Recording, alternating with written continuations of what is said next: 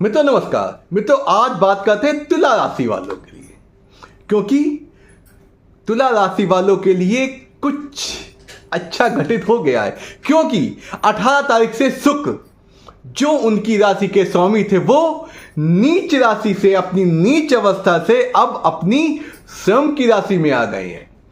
यह वीडियो उनके लिए बहुत महत्वपूर्ण है जिनका लग्न, जिनकी तुला है और जिनकी राशि आपकी तुला है और जिनका नामाक्षर ये है जो स्क्रीन पे दिया गया है। अब और बात करते हैं उनके लिए जिनकी तुला राशि या लग्न है और उनकी संतान नहीं हो रही है। उनके लिए बहुत अच्छा समय वो मैं बताऊंगा कि ऐसा क्यों और कौन सी ऐसी तिथियां हैं जो आपके लिए बहुत ज्यादा अच्छे परिणाम लेके आ रही हैं और जीवन में आपके क्या घटित होने वाला। आइए चलते हैं तुला राशि वालों के लिए।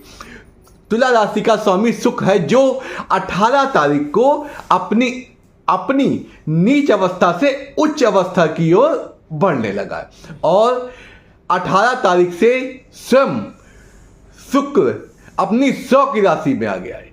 लग्नेश होके लग्न में विद्यमान है तो ऐसा जातक बिना कुछ करे उसको सारी भौतिक सुख सुविधाएं प्राप्त, क्योंकि जो शुक्र होता है वो हमारे जीवन में लग्जरी लाइफ, लग्जीरियस को इंडिकेट करता है। लग्जीरियस का मतलब क्या होता है?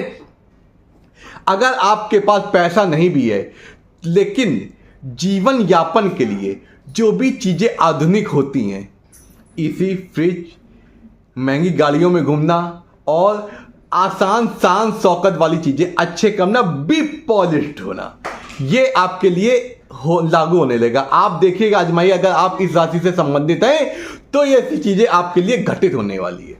दूसरा, अब उन लोगों के लिए बहुत अच्छा समय आ गया जिनके संतान नहीं हो रही थी या संतान से संबंधित दिक्कतें हो रही थी, क्योंकि आपकी कुंभ राशि में शनि पंचमेश होके स्वयं उसी भाव में बैठ के सस योग बना रहे हैं। और जब शनि सस योग बनाते हैं तो पांचवा भाव हमारी शिक्षा का, हमारे संतान का होता है। अगर आपको संतान समस्या आ रही थी तो अब आपको कुछ खुशखबरी सुनने की समय आ गया है, क्योंकि कुछ खुशखबरियां आपके जीवन में आने वाली है। लेकिन आपको एक बात ध्यान रखनी पड़ेगी, जो गुरु होते हैं, जो हमारी बौद्धिक समझ या बौद्धिक विकास के कारक होते हैं, जो हमारी सुख सुविधा के कारक होते हैं, वो अष्टम भाव में बैठ गए हैं। शुक्र की जो एक राशि होती है आपकी वृष राशि, उसमें बैठे हैं तो कुछ दिक्कतें आ सकती हैं, कुछ डिप्रेशन में आ सकते हैं। लेकिन आपको किसी बात को ज्यादा गंभीरता से नहीं सोचना है और आपको बुद्धिजीवी होकर अपने कार्य करने हैं।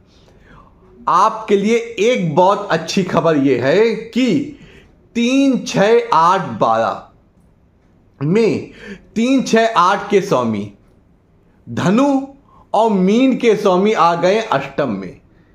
यह अच्छा हो गया, क्योंकि जब तिष्ठाय का स्वामी जब अपने तिष्ठाय में आ जाता है, मतलब 3 अशुभ भाव का स्वामी अशुभ भाव में आ जाता है तो वो अशुभ करता है। और बृहस्पति की आदत होती है जहां बैठते हैं वहां शुभ नहीं करते हैं और जहां पर उनकी दृष्टियां जाती हैं वो अति शुभ होती है। और बृहस्पति की दृष्टि जा रही है आपके 12वें भाव में। इस समय अगर विदेश से संबंधित कोई चीजें रुकी हैं या इंपोर्ट एक्सपोर्ट का काम करते हैं तो आपके जीवन के लिए बहुत अच्छा समय है।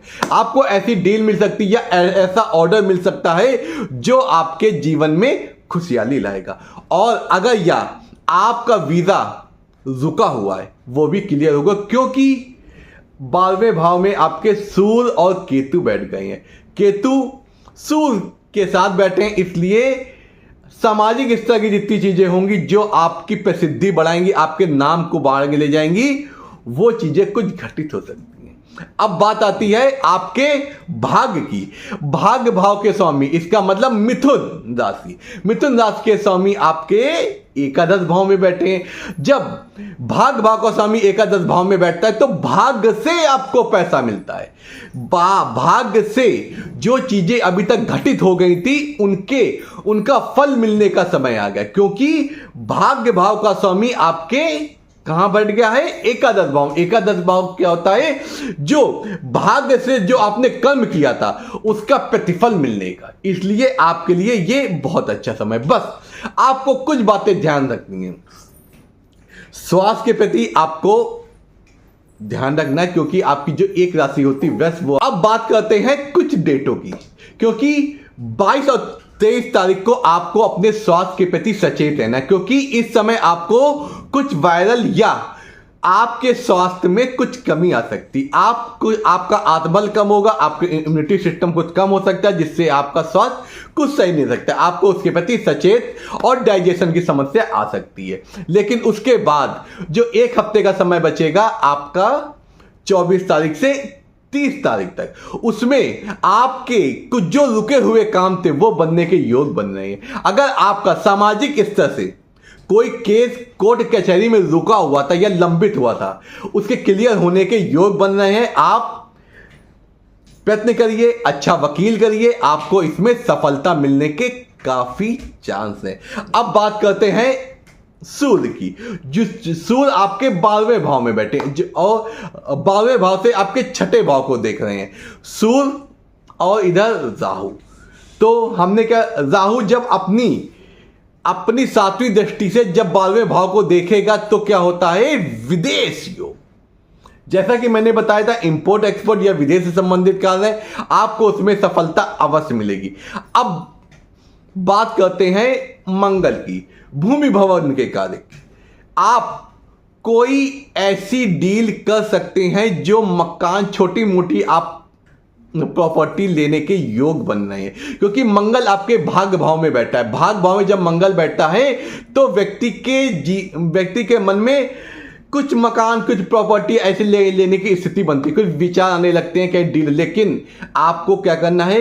डीलें पक्की करनी है, लेकिन डीलों का आपको पैसा नहीं देना है, क्योंकि पैसा आपको देना है नवरात्रि में 3 अक्टूबर के बाद, क्योंकि पितृपक्ष चल रहे हैं। पितृपक्ष में कोई शुभ कार्य नहीं किया जाता है। आप बात कर लीजिए, बात फाइनल कर लीजिए, लेकिन आपको अभी कोई भी लेन देन की बात नहीं करनी, क्योंकि लेन देन की अगर बात करते हैं तो वो पैसा आपके फंसने की उम्मीद है, क्योंकि उसमें कुछ दिन आप इंतजार कराएंगे तो आपको सही उस समय क्या चीज होने वाली है, सही जो निर्णय होगा उसकी सत्यता की आपको जानकारी हो जाएगी।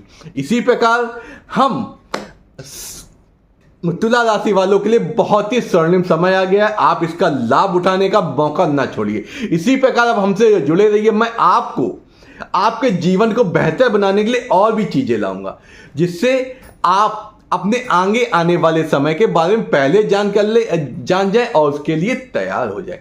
नमस्कार, आपका दिन शुभ हो, आपके जीवन में कोई समस्या न हो। जय महाकाल।